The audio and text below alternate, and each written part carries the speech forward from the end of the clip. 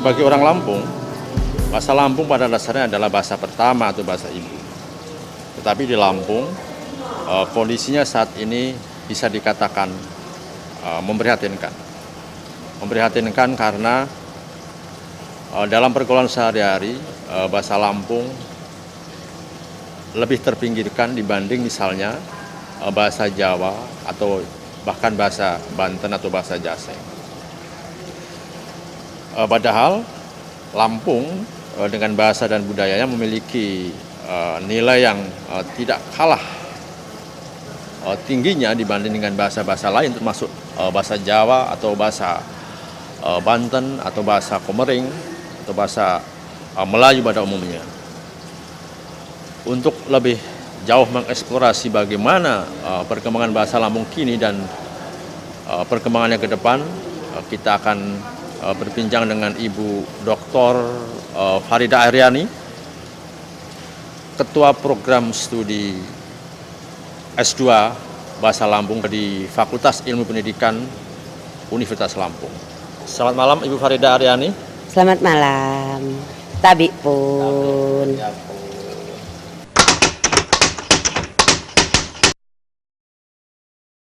Itu sebenarnya awal kemirisan aja bagi saya selaku orang Lampung, karena melihat bahasa Lampung dalam kedudukannya sebagai bahasa ibu di orang Lampung itu sendiri juga mulai ada tanda-tanda mau punah gitu karena tidak dipakai. Nah, yang dekat dengan situasi sekarang yang saya kerjakan adalah kaitannya dengan bahasa Lampung sebagai bahasa kedua yang dilakukan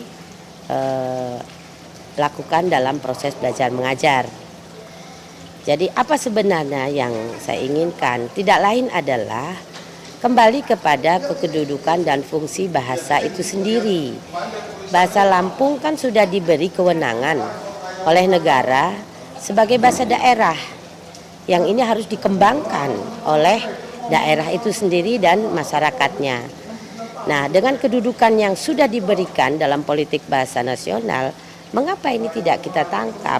Artinya kita sebagai orang Lampung yang punya tugas dan kewajiban untuk mengembangkannya harus kita kembangkan. Ini juga berkaitan dengan payung-payung hukum yang sampai saat ini semakin memberi ruang untuk berkembang ini.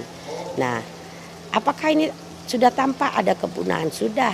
Selalu yang saya gunakan adalah penelitian Hasyim Gunarwan itu yang memprediksi bahwa pada generasi ke tahun 70 tahun ke depan sudah akan punah. Kecil saja yang ditemukan oleh beliau karena tidak digunakan lagi bahasa Lampung dalam ranah keluarga. Nah, itulah yang membuat saya untuk tetap bisa berbuat walau sedikit, karena saya melihat di sini hanya ada kebuntuan sistem kalau kata saya. Kalau pemakainya ada, penelitinya ada, penggeliatnya ada, hanya sistem. Sistem itu artinya pengambil kebijakan yang mungkin harus berhenti, seperti contoh tadi.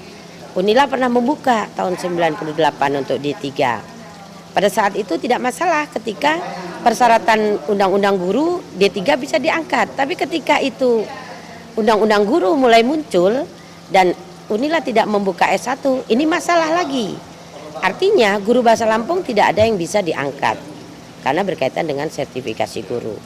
Nah, dengan adanya ini barangkali ini tanggung jawab pemerintah daerah untuk menjembatani.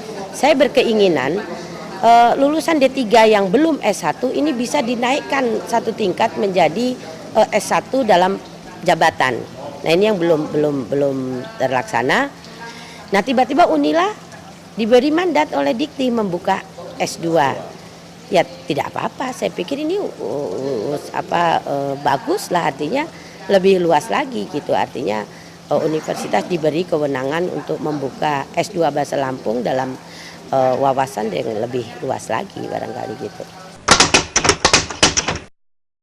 Pengalaman yang kemarin banyak, D3 itu terus terang tahun pertama saya buka itu 800. Luar biasa. Dan mengapa itu banyak? Karena memang bahasa Lampung itu kan diajarkan di pendidikan dasar. Artinya terbayang oleh para guru yang waktu itu ngambil D3 itu dia akan diangkat menjadi guru, karena itu menjadi indikator pertama. Guru pokoknya dia mau mengajar asal dia diangkat.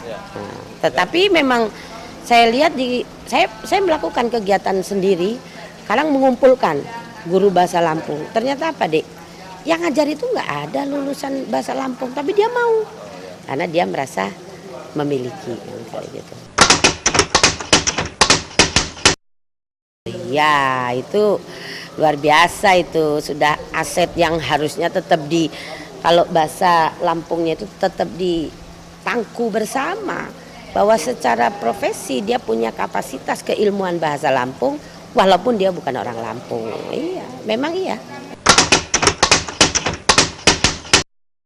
Sebenarnya setelah saya geluti ya, saya pelajari, itu yang membedakan tuh hanya kosakata. Kalau sistem saya coba kemarin nulis tentang afiksasi, tidak ada beda. Iya, hanya yang membedakan kosakata. Nah, saya pikir itu terjadi di semua bahasa di Indonesia. Misalnya kata mengan, untuk ada mengan, ada ngane, ada itu kan variasi saja.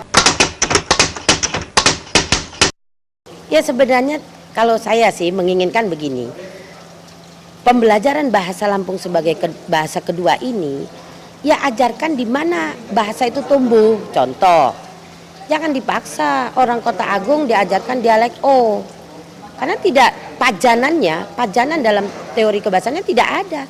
Ya ajarkan saja bahasa dialek Kota Agung. Nanti di Kota Bumi dialek O, ya ajarkan tentang dialek. Jadi ini lebih dekat dengan pemakainya, lebih dekat dengan bahasanya, sehingga bahasa Lampung itu tumbuh. Kalau soal dialek itu tidak usah dimasalahkan, itu tadi setelah dilihat hanya kosakata. Secara substansi kebahasaan, struktur tidak ada. Kalau saya justru pernah bincang-bincang diskusi dengan musyawarah guru bahasa Lampung, saya katakan begini, saudara, para pengampu ya, ini sebaiknya bahasa dan sastra Lampung, aksara itu ada di dalam bahasa, jadi ini memang harus kita kenalkan begitu.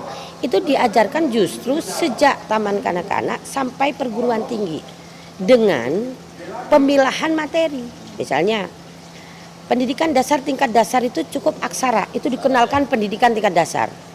Ketika dia mulai masuk ke kelas 3, kelas 4, 5, 6 sampai SMP, pendidikan dasar tingkat atas, itu bahasa. Bagaimana dia berbahasa, berkomunikasi. Sudah mau masuk ke SMA, dia mulai dikenalkan budaya. Jadi tidak aksara lagi, aksara sudah dikenal kemarin. Mulai budaya. Mengapa? Ini yang penting. Kalau sekarang kita sedang kehilangan ya, kehilangan apa sih, tentang ciri, tentang karakter. Karena itu tadi tidak dikenalkan sampai kepada SMA, bahkan ke perguruan tinggi, Dek. Jadi saya punya impian kalau bahasa budaya ini kita kemas sedemikian rupa di setiap, khususnya di Lampung, dan saya sudah membaca betul tentang Kuntara Rajaniti yang isinya penuh dengan filosofi Lampung yang, aduh saya kadang-kadang kalau udah bicara ini menangis, karena Lampung itu memang tidak mengajarkan perpecahan. Lampung itu dengan orang Jawa, orang pendatang itu dari tata hukumnya itu sudah jelas. Yang ini belum terungkap. Nah inilah tereksplorasi, inilah yang saya bermimpi kalau anak-anak mahasiswa S2 nanti bisa membuka ini. Tidak lagi hanya melihat aksara yang tak bermakna. Saya selalu katakan, guru-guru jangan mengajarkan aksara yang tak bermakna. Ajarkan itu, karena pasti mereka akan menyenangi. Gitu. Aksara yang tak bermakna itu? Ya misalnya gini, dikenalkan kagangama yang tidak bermakna, itu harusnya dirangkai menjadi kalimat Lampung yang menarik. Misalnya mulai dikenalkan mak ram sapa lagi, mak ganta kemeda lagi, ditulis dengan aksara yang cantik.